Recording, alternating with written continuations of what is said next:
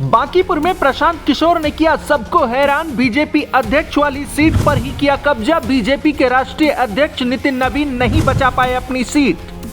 भाजपा के केंद्रीय नेतृत्व को ये संदेश देने का एक प्रयास है बिहार की जनता के द्वारा कि बिहार में किसी अच्छे व्यक्ति को मुख्यमंत्री बनाइए।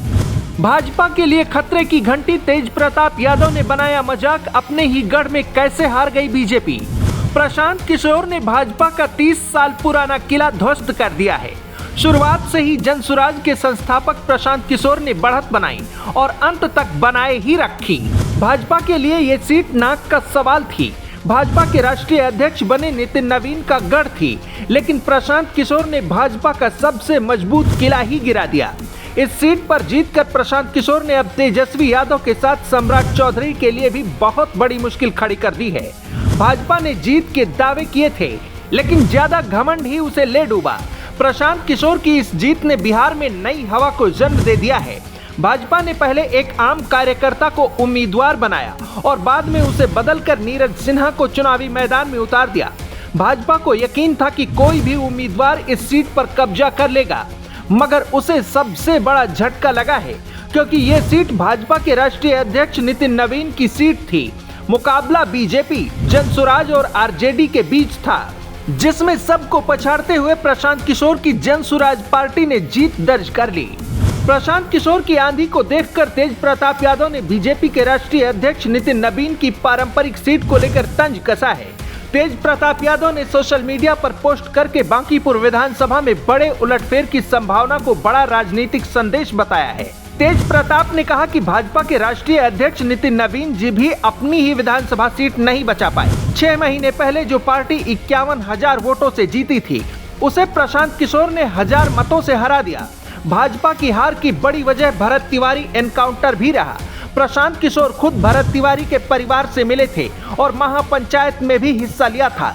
वो लगातार इस मामले को उठाते रहे। इस एनकाउंटर को लेकर लोगों के मन में सम्राट चौधरी के खिलाफ गुस्सा था। दूसरी बड़ी वजह हाल ही में छात्रों के साथ हुआ कांड बना, जहां बिहार बंद के दौरान सिवान जिले में पुलिस AK-47 के साथ दिखी।